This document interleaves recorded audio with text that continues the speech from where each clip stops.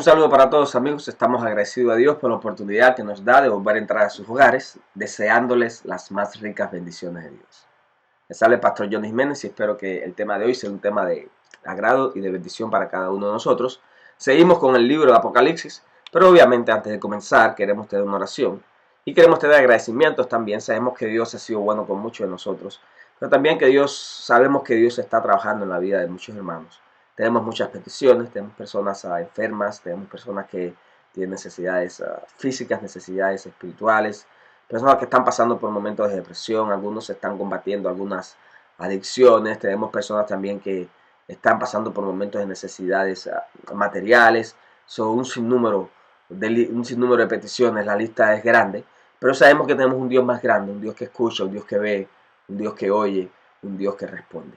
Queremos hacer algunos anuncios también. Queremos decirles que el próximo sábado y el siguiente vamos a tener la transmisión a través de Zoom. Así que ustedes van a recibir una invitación, conéctese. Vamos a comenzar con la escuela sabática a las 10 de la mañana y de ahí seguimos con el culto de oración a las 11. El próximo sábado y el siguiente vamos a hacerlo a través de Zoom. Así que los esperamos. También los jóvenes tienen una salida el 11 del mes que viene, el 11 de julio. Ellos van a hacer sociedades jóvenes en el parque, todos están invitados. Pero más adelante recibirán información al respecto. Oren por nosotros porque, como ustedes saben, tenemos planes de abrir la iglesia y queremos que todos vayan, que todos los que puedan, todos los que se sientan seguros para ir. Oren para que podamos, cuando llegue ese momento, tenerlo todo preparado, todo listo. Y también seamos conscientes nosotros con uno mismo para podernos guiar, acatarnos a las guías que se han dado, las guías que se darán, para que cuando esto suceda podamos estar confiados, podamos estar seguros, porque lo que no queremos es abrir la iglesia y después tenerla que volver a cerrar porque pues alguien llegó y contagió a varias personas o hubo un brote. Ese es el objetivo principal. Mientras tanto seguimos orando, vamos a hacerlo en estos momentos y agradecer a Dios por todas sus bendiciones. Oramos. Padre Celestial, estamos agradecidos porque tú has sido bueno con nosotros, nos has cuidado, nos has bendecido. En tus manos ponemos todas nuestras peticiones, una lista larga, tú las conoces, Señor. Amigos, familiares enfermos que están pasando por otro tipo de dificultades, Señor. Ahí la ponemos en tus manos, Señor. Estamos también agradecidos porque tú has sido bueno, tú has hecho milagros y tu presencia nunca nos abandona, Señor. Así pedimos y agradecemos en el nombre de Jesús. Amén. Hoy seguimos hablando de Apocalipsis. Vamos a repasar el capítulo 11. La semana pasada hablamos del capítulo 10. Y me gustaría hacer un pequeño repaso. Me gustaría, pues, para los que no pudieron conectarse, les animo a que lo hagan. Y seguimos con el tema de visiones de esperanza. ¿En qué hablamos la semana pasada? Hablamos de 1844, hablamos del librito Dulce y Amargo, del librito Dulce y Amargo, que es el libro de Daniel. El libro de Daniel encontramos la profecía que en 1844 un grupo que creía que Jesús vendría en ese año quedaron muy chasqueados cuando Jesús no vino. O sea, pudiéramos decir, la noticia de que Jesús venía fue una noticia dulce, pero después que Jesús no vino fue una noticia amarga. Y el librito pues no era la Biblia, era el libro de Daniel. Y es en el libro de Daniel donde encontramos la profecía de los 2300 años. Que dice esta profecía: 70 semanas están determinadas sobre tu pueblo, sobre la santa ciudad. Y después de las 70 semanas pues acabaría la prevaricación del santuario. O sea, para ponerle fin a la expiación. Ahora bien, ¿qué pasa en esas 70 semanas? 490 años, vimos que era un día por año. Son 70, bueno, 70 por 7 son 490 días. Y si miramos que cada día equivale a un año, pues estamos hablando de 490 años. Cuando comenzó, en el año 457, comenzó esta profecía con el decreto de Artajerjes para reedificar los muros de Jerusalén. Hubieron varios decretos, este fue el decreto más completo que hubo. Así que si contamos la profecía de este año, nos lleva hasta el año 34 después de Cristo, que es cuando el Mesías es ungido, como dice la profecía, dice la Escritura. El bautismo de Cristo Jesús, perdón, es el bautismo de Cristo Jesús en el 31, y en el año 34 es cuando Esteban es apedreado. Esteban es apedreado, y de alguna manera el apóstol Pablo estaba en el apedreamiento de Esteban, y de alguna manera pues parece que ese fue el momento en que Dios comenzó a trabajar en la vida del apóstol Pablo, porque después le habla y el apóstol Pablo comienza a ser ministro para los gentiles. O sea, ¿qué quiere decir? Que, en otras palabras, en el año 34 el evangelio comienza a ser predicado abiertamente a los gentiles, o más bien se convierte el apóstol Pablo. El apóstol Pablo estuvo alrededor de 3 años estudiando la palabra de Dios, pero él fue el instrumento clave en la predicación del Evangelio a los gentiles. De esos 2300 días nos llevan pues al año 1844. En el año 1844 termina esta profecía y comienza el juicio de Dios. Comienza la obra de Cristo en el santuario celestial y pudiéramos decir intercesora, más bien donde se le da más énfasis a la obra que Cristo está haciendo en el santuario celestial. Hasta ese momento pues no se había hablado mucho del santuario celestial, no se predicaba mucho, pero esta profecía nos lleva a la obra que Cristo está haciendo en el santuario celestial. Le da un énfasis especial hasta la segunda venida de nuestro Señor. O sea, esa es pues en breve las profecías de los 2300 años.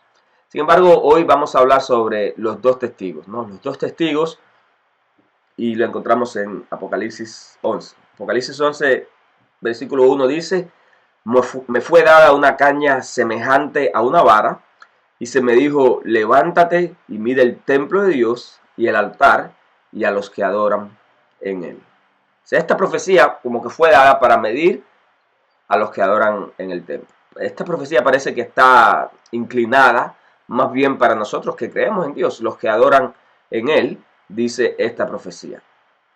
Es referente al pueblo de Dios, no está hablando pues de los gentiles, aunque de los gentiles habla más adelante, ¿no? Una vara de medir, y creemos que esa vara de medir eran pues los 10 mandamientos. Y el versículo 2 nos dice: y echa fuera el patio que está dentro del templo y no lo midas, porque es dada a los gentiles y hallarán la ciudad santa 42 meses. Pero si tenemos una idea del santuario terrenal, el santuario, más bien el templo de los judíos, pudiéramos decir, el templo de Salomón, el templo que después Herodes reedificó. En ese templo estaba el lugar santísimo, el lugar santo, estaba el atrio, el patio, que era parte del patio, pues se congregaban los judíos. Pero también había otro patio, que era el patio de los gentiles, el patio donde solamente los gentiles estaban. Y si un gentil trataba de pasar, había una barrera, una pared que dividía ese patio de los gentiles con el patio pues de los atrios del santuario. Si un gentil trataba de pasar de ese patio a los atrios del santuario, era apedreado. O sea, los gentiles no podían entrar a ese lugar. Se parece que esta profecía está haciendo alusión aquí a ese pasaje o a esa historia, y nos dice: y echa fuera el patio que está dentro del templo y no lo midas, porque es dado a los gentiles y hallarán la santa ciudad 42 meses. Ahora, el patio se refiere en esta profecía al mundo. El santuario, pues bueno, el santuario es el templo donde Dios mora, allá en el reino de los cielos, y el patio se refiere al mundo. 42 meses, ok, 42 meses. ¿Cómo interpretamos esta profecía? La interpretamos por un periodo de dominio papal, un periodo donde el Papa pues adquirió mucho poder político y mucho poder religioso. Y es un problema cuando mezclamos lo político con lo religioso, pero el Papa en aquel tiempo pues llegó a ser una persona extremadamente importante. Más bien llegó a ser, pues pudiéramos decir, literalmente la persona más importante en la vida religiosa y también la persona más importante en la vida política. Porque todo lo que el Papa decía, se hacía. Aunque los reyes quisieran hacer otra cosa, si el Papa decía que no, pues era no. ¿A qué se está refiriendo con los 42 meses? Cuando nosotros multiplicamos los meses por días, nos equivalen a 1260 días. En otras palabras, 3 tiempos y medio. Apocalipsis 11, 12, ahí lo vemos, y Apocalipsis 13:5 también menciona estos 42 meses, ¿no? Apocalipsis 11:3 también lo menciona, y 12:6. Apocalipsis 12:14 y Daniel 7:25, Daniel 12, la profecía también de los 42 meses es semejante. 1200 años fue el dominio papal. Ahora, ¿cuándo comenzaron estos 1200 años? En el año 538. En el año 538 pues el emperador más bien le cede, en otras palabras, la autoridad al pontífice de Roma. Virgilio I comienza con el poder religioso y civil, o sea, el poder político y religioso, y esta profecía de los 1260 años o los 42 meses termina en el 1798. Sucedieron varias cosas en esta época, Y terminó la profecía porque el general Berthier, mandado por Napoleón, llevó a Pío VI, lo agarró preso y ya ahí terminó pues el poder papal, ¿no? Siguieron los papas, pero de una manera diferente, ya no tenían tanto poder político, aunque todavía tienen bastante poder religioso. Y mira como dice la profecía de los dos testigos. ¿Quiénes son esos dos testigos, no? Bueno, mira lo que dice la profecía. Y daré a mis dos testigos y ellos profetizarán por 1260 días vestido de silicio. O sea, los 1260 días son los 42 meses, si pudiéramos, son los 42 meses. 1260 años, día por año, dice la escritura, es como nosotros interpretamos los días, ¿no? Y daré a mis dos testigos y ellos profetizarán por 1260 días vestido de silicio. Bueno, ¿de qué está hablando aquí? ¿Ok? Los dos testigos son el Antiguo y el Nuevo Testamento. ¿Cómo sabemos? Porque pues ellos testificaron de Dios. Aunque la Biblia estaba siendo, bueno, la Biblia en ese tiempo fue puesta en cadenas, la Biblia en ese tiempo fue escondida, se leía en latín y el latín llegó a ser pues el idioma de la predicación. La gente pues no entendía lo que el Papa decía, la gente no entendía lo que los sacerdotes decían y la gente no leía la Biblia. O sea, pero aún así la palabra de Dios estaba abierta, la palabra de Dios seguía testificando. Nos dice esta nota: estos dos testigos representan las escrituras del Antiguo Testamento y del Nuevo Testamento. Ambos son testimonios importantes del origen y del carácter perpetuo de la ley de Dios. Y cuando haya acabado su testimonio, la bestia que sube del abismo los combatirá, los vencerá y los matará. Wow, está bien interesante esto, ¿no? La bestia que sube del abismo los combatirá, los vencerá y los matará. Bueno, ¿de qué estamos hablando aquí? Mira cómo dice el versículo 8. Sus cadáveres quedarán en la plaza de la gran ciudad, que simbólicamente se llama Sodoma y Egipto, donde también su Señor fue crucificado. La bestia que sube del abismo. La bestia que sube del abismo, claro, la profecía, Daniel habla de varias bestias, el Apocalipsis también habla de bestias, pero aquí es la bestia que sube del abismo, ¿no? Y siempre nos preguntamos, bueno, ¿cuál será esa bestia? Dice que sube del abismo, y menciona Sodoma, menciona Egipto. Pero cuando habla de Sodoma, a ver si los puedo buscar de nuevo el texto. Cuando haya acabado su testimonio, la bestia que sube del abismo los combatirá, los vencerá y los matará. Dice, sus cadáveres quedarán en la plaza de la gran ciudad, que simbólicamente se llama Sodoma y Egipto, ahí donde van a quedar sus cadáveres, donde también su Señor fue crucificado. Bien, antes de llegar a la bestia del abismo, Sodoma significa una degeneración moral. Acuérdense que los sodomitas fueron destruidos porque ellos pues moralmente estaban corruptos, moralmente pues no tenían mucho mérito delante de Dios. O sea, fueron destruidos por la generación moral que existía entre ellos. Y cuando hablamos de Egipto, hablamos de la incredulidad, del ateísmo. Hablamos cómo Faraón se le opuso a Dios, se lo opuso a Moisés para que él sacara a su pueblo, al pueblo de Dios de Egipto.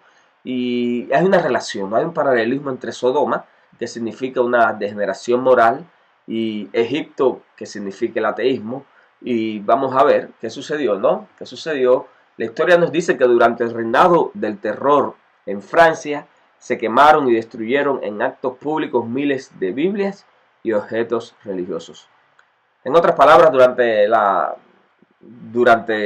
Revolución Francesa, más o menos en esa fecha, pues la Biblia llegó a ser un anatema, la Biblia, la palabra de Dios. La gente se rebeló contra Dios, la gente se rebeló, pues negaron la existencia de Dios, comenzó el ateísmo, comenzó la doctrina donde pues Dios no existe. Y de alguna forma, simbólicamente, acuérdense que esta profecía, los dos testigos, es algo simbólico. De alguna forma, simbólicamente se le dio muerte a las escrituras. Dice la siguiente nota: una de las ceremonias de aquel tiempo de locura no tiene igual por lo absurdo combinado con lo impío. Las puertas de la convención se abrieron de par en par para dar entrada a los músicos de la banda que precedía a los miembros del cuerpo municipal, que entraron en solemne procesión, cantando un himno a la libertad y escoltando como objeto de su futura adoración a una mujer cubierta con un velo. a la cual llamaron la diosa de la razón. La Revolución Francesa trajo algunas cosas interesantes, pero también trajo muchas cosas malas, y una de esas cosas malas fue pues la rebelión contra Dios. Cuando llegó esta, hablando de la siguiente nota, cuando llegó esta al lugar que le estaba reservado, le fue quitado su velo y con gran ceremonia se le dio asiento a la derecha del presidente, reconociendo todos ellos en ella a una bailarina de la ópera.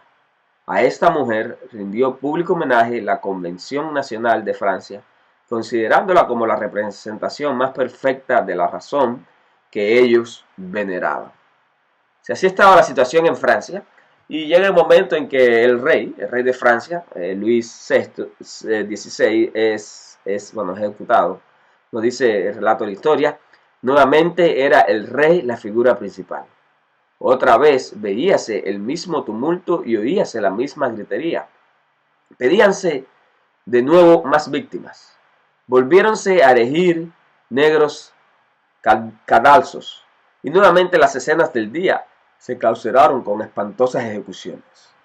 Luis XVI fue arrastrado a la guillotina, forcejeando con sus carcejeros y verdugos que lo sujetaron fuertemente en la temible máquina hasta que cayó sobre su cuello la cuchilla y separó de sus hombros la cabeza que rodeó sobre los tablones de su caldazo. O sea, en otras palabras, fue un momento de terror, fue un momento de, digamos decir, de rebelión contra Dios. Un momento donde el ser humano pensó que la razón era lo más importante. Un momento donde las Biblias pues fueron quemadas, como podríamos decir literalmente los testigos fueron muertos. Pero también fue un momento de mucho caos, mucha confusión, mucha violencia, mucha muerte y mucha destrucción. Hubo persecución a las personas religiosas, a aquellos que creían en Dios, a los cristianos. En aquellos tiempos pues también se les perseguía. Y también pues muchos de ellos fueron muertos. Dice la profecía, Apocalipsis 11:9, durante 3 días y medio, la gente de los pueblos, tribus, lenguas y naciones verán sus cadáveres y no permitirán que sean sepultados. Hablando de la Biblia, del Nuevo y del Antiguo Testamento, dice que la gente verán sus cadáveres durante 3 días y medio. Si vamos a la profecía de Ezequiel, como hemos visto anteriormente, dice, día por año te lo he dado, un año por cada día. O sea, 3 días y medio vendrían siendo 3 años y medio, ¿no? El periodo en que la religión fue abolida en Francia. O sea, una época durante la Revolución Francesa, este último periodo de confusión, de problemas, de líos, donde la religión fue abolida. ¿Qué sucedió? Comienza el 10 de noviembre de 1793 este periodo y termina el 17 de junio de 1797. O sea, por un gran tiempo, por estos 3 años, la religión fue prohibida. Si eras religioso, te llevaban preso. Si creías en Dios, también. Las iglesias fueron cerradas. O sea, fue un momento de una gran rebelión contra Dios. 3 días y medios, según la profecía, 3 años y medios, de acuerdo a nuestra interpretación. La abolición de la religión en Francia, el 10 de noviembre de 1793, se celebra el culto a la razón. Se inicia el calendario revolucionario con semana de 10 días y el cierre de todas las iglesias. O sea, se rebelan contra Dios definitivamente la semana de 10 días, cuando realmente la semana Dios la creó. Como no podían, digamos, desaparecer a Dios, trataron de desaparecer la semana que Dios había hecho de 7 días. Y obviamente no le funcionó porque pues era muy larga, las personas estaban muy cansadas. No le funcionó, pero también cerraron todas las iglesias. Esa era la situación. Obviamente ellos no estaban en una pandemia, al contrario, estaban en un momento de rebelión que es enteramente diferente, ¿no? La abolición de la religión en Francia, el 10 de noviembre de 1793, se celebra el culto a la razón. Y hablamos un poquito donde pasan a la señora, a la mujer. También se inicia el calendario revolucionario con semana de 10 días, que tampoco le funcionó. Y se cierra todas las iglesias. Durante el reinado del terror, decenas de miles murieron, así se le llama, 3 días y medio, 3 años y medio. Decenas de cristianos murieron y también de personas que creían en Dios.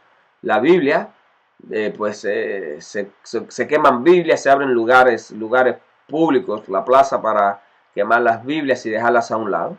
Sin embargo, la profecía nos dice que después de los 3 días y medio, entró en ellos un espíritu de vida enviado por Dios. O sea, un espíritu de vida en los dos testigos, que es el Antiguo Testamento y los Nuevos Testamentos. Por eso creemos que es la Biblia, porque es el espíritu de Dios el que le da poder, es el espíritu de Dios el que le da vida a la palabra de Dios.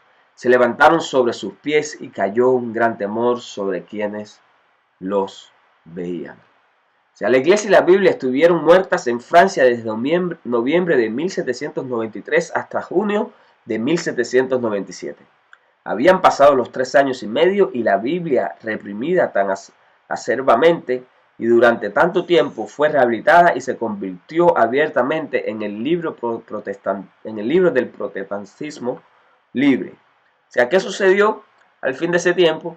Pues mientras en Francia había un problema y había una gran revolución, lo que sucedía era que en Alemania estaba Martín Lutero, estaban pues los reformadores estudiando la palabra de Dios. En Francia decían, no queremos saber nada de la Biblia. En otros lugares del mundo estaban estudiando la palabra de Dios. Y lo que sucedió es que, cuando sabemos la historia, cuando los reformadores comenzaron a estudiar la palabra de Dios, se dieron cuenta y dijeron, sola escritura. Sola escritura. Y la palabra de Dios fue predicada. De ahí surgieron un reavivamiento espiritual. Y bueno, y de ahí surgieron todas las denominaciones, o muchas de las denominaciones que tenemos hasta hoy en día. O sea, la palabra de Dios que había sido muerta, los testigos que habían sido muertos por 3 años y medio, de una manera al final reciben el poder de Dios. La palabra de Dios comienza entonces a divulgarse. La justificación por la fe, luteranismo, el calvinismo, Wesley y muchos pioneros de la Reforma comienzan a predicar la palabra de Dios, a esparcirse por toda Europa. Y es como si esos dos testigos recibieran de nuevo el Espíritu de Dios y salieran a predicar. De alguna manera ellos llegaron a ser la luz en aquellos tiempos de tiniebla. Entonces, versículo 12, oyeron una gran voz del cielo que les dijo, subid acá. Y subieron al cielo y una gran nube a la vista de sus enemigos. La Biblia, que había sido humillada literalmente, es subida al cielo al ser puesta en manos de todos, siendo traducida a más de 2.233 idiomas y dialectos. Se han publicado más de 1 billón de ejemplares. O sea, lo que la Revolución de Francia trató de hacer con estos dos testigos, con el Antiguo, con el Nuevo Testamento, con la palabra de Dios, trató de destruirla, trató de acabar con ella. La historia nos muestra que la palabra de Dios ha sido predicada y sigue siendo traducida en muchos idiomas.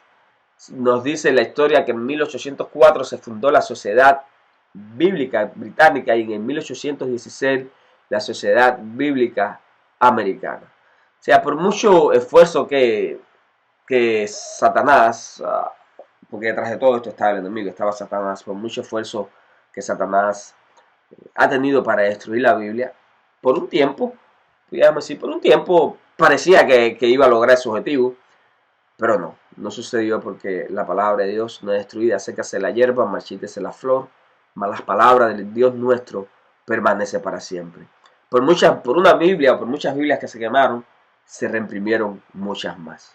Por un alma que murió por ser fiel a Dios, por estudiar la palabra de Dios, se convirtieron muchos más. Y por una iglesia que se cerró en aquellos tiempos para que la Biblia y el Evangelio no se predicara, se abrieron muchas más. O sea, la guerra de Satanás siempre ha sido con la palabra de Dios, siempre ha sido con la Biblia, pero vemos como nada ni nadie puede destruir la palabra de Dios.